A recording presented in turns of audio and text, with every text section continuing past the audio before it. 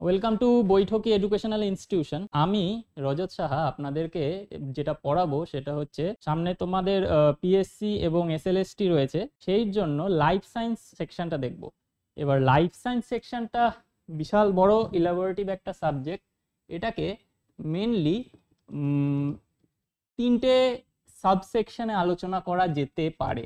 একটা হচ্ছে জুলজি, একটা হচ্ছে বটনি, আর একটা হচ্ছে ফিজিওলজি।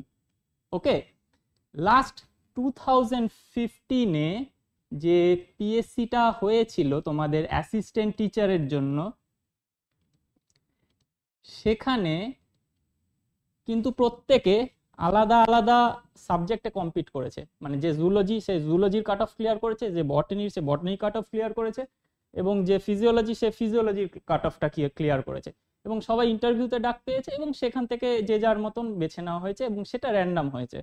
কিন্তু এখনো একটা ইন্ডিকেটিভ নোটিফিকেশন এসেছে, কিন্তু এখনো জানা যায়নি এজ কাট অফ কি হতে পারে। কারণ লাস্ট টাইমে তোমাদের এজ কাট অফ ছিল 32 ইয়ার্স জেনারেল ক্যান্ডিডেটদের, এসসি এসটিদের একটু 5 ইয়ার্স মেবি রিল্যাক্সেশন ছিল। তো এই বছর যতক্ষণ না গেজেট আসছে জানা যায়নি, তবে আমাদের তো প্রিপারেশন থেমে থাকবে না, আমাদেরকে এগিয়ে যেতে হবে। তো আজকে লাইফ সায়েন্সের স্পেসিফিক্যালি জুলজির এবং ফিজিওলজিরও একটা ওভারল্যাপ করে একটা আমি চ্যাপ্টারের একটা সাবসেকশন আমি তোমাদের সামনে ডিসকাস করছি। তো চলো শুরু করা যাক। আমি কার্ডিয়াক সিস্টেম যেটা রয়েছে বা সার্কুলেটরি সিস্টেম, আমি সার্কুলেটরি সিস্টেমই লিখছি, সার্কুলেটরি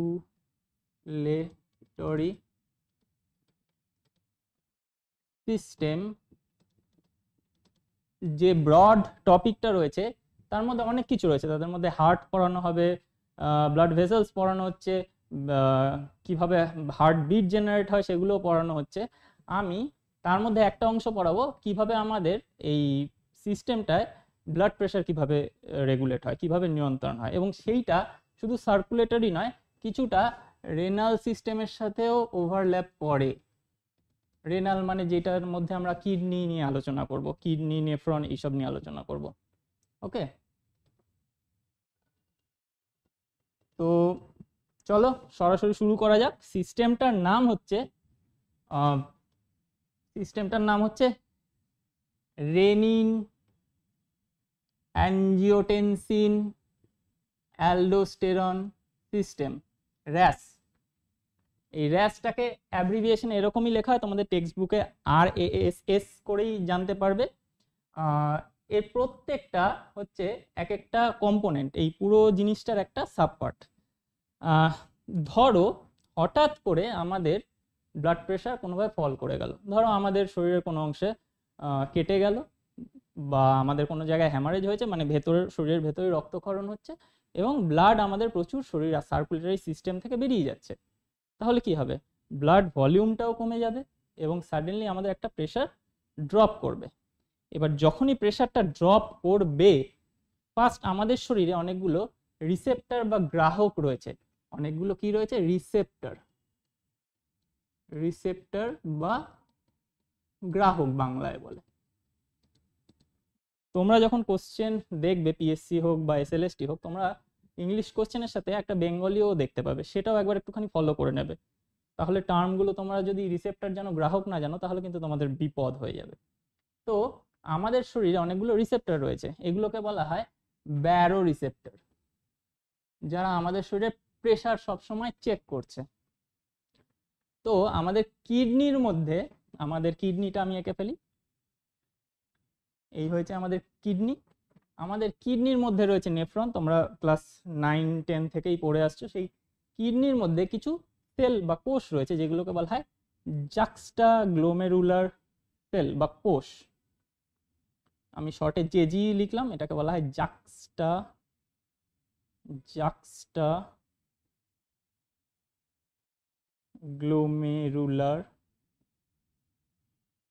কোষ। এই জেজি কোষগুলো কি করে? কিছু জিনিস সিক্রেট করে, সেটাকে বলা হয় রেনিন, RENIN, বাংলায় বয়সীনরাকার রশ্মি নয়, রশ্মি ন লিখে দিচ্ছি, রেনিন। যখন প্রেশার ফল করছে, যখন প্রেশার বিপি ফল করছে, তখন কিডনি থেকে কিডনির জেজি কোষ থেকে রেনিন সিক্রিট হয়। এই রেনিন অ্যাঞ্জিওটেনসিনোজেন বলে একটা এনজাইম রয়েছে,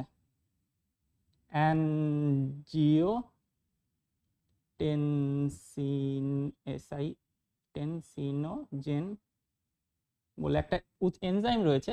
এই এনজাইমটা ঘুমিয়ে রয়েছে, এই এনজাইমের কোনো কাজ নেই এখন। ওকে জাগিয়ে তোলে রেনিন এবং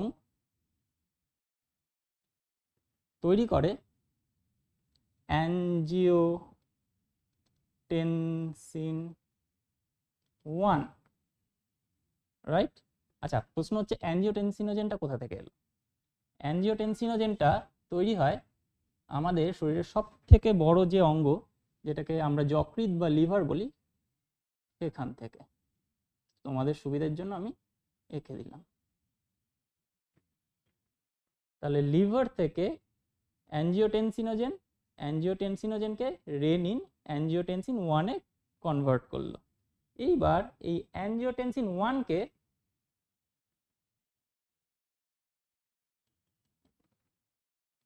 অ্যাঞ্জিওটেনসিন 2-তে কনভার্ট করবে, যে তার নাম হচ্ছে angiotensin converting enzyme. Angiotensin converting enzyme. এটা কোথা থেকে ক্ষরণ হয়? এটা হয় আমাদের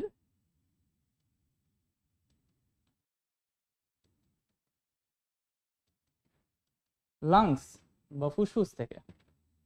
এই যে অ্যাঞ্জিওটেনসিন 2 দেখতে পাচ্ছ, এটাই হচ্ছে অ্যাক্টিভেটেড ফর্ম। এই আসল কাজটা করবে। কিভাবে কাজ করবে দেখো, আমাদের ব্লাড প্রেশার কমে গেছে, এ ব্লাড প্রেশার বাড়াবে। এ প্রথমে আমাদের মস্তিষ্কে একটা গ্রন্থি রয়েছে, যে গ্ল্যান্ড রয়েছে, সেটাকে বলা হয় পিটুইটারি। ওখান থেকে পিটুইটারিকে বলবে যে, টু বি স্পেসিফিক, পিটুইটারির পশ্চাৎ অংশকে বলবে তুমি এডিএইচ সিক্রিট করো। আর এডিএইচ কি করে? এডিএইচ আমাদের নেফ্রন থেকে প্রচুর প্রচুর জল শোষণ করবে, আমাদের সার্কুলেশনে প্রচুর জল পাঠাবে। তাহলে কি আমাদের ব্লাড ভলিউম, রক্তের পরিমাণ বাড়তে থাকবে, তাহলে প্রেশার বাড়বে। আচ্ছা, ও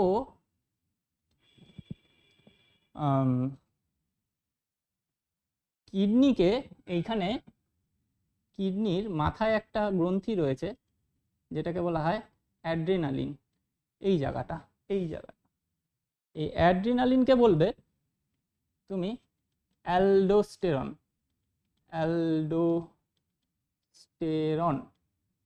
সিক্রিট করো। এই যে অ্যালডোস্টেরন, এটা অ্যাঞ্জিওটেনসিন, এটা অ্যালডোস্টেরন কি করবে?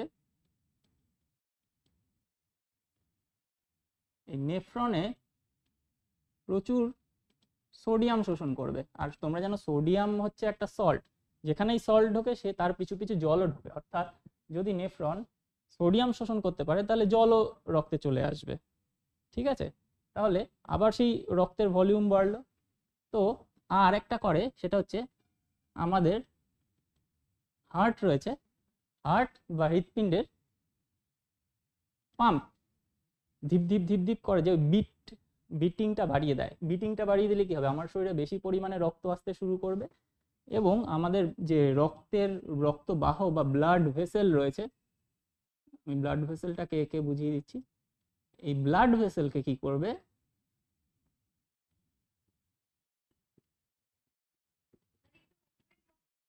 ওকে ওকে ওকে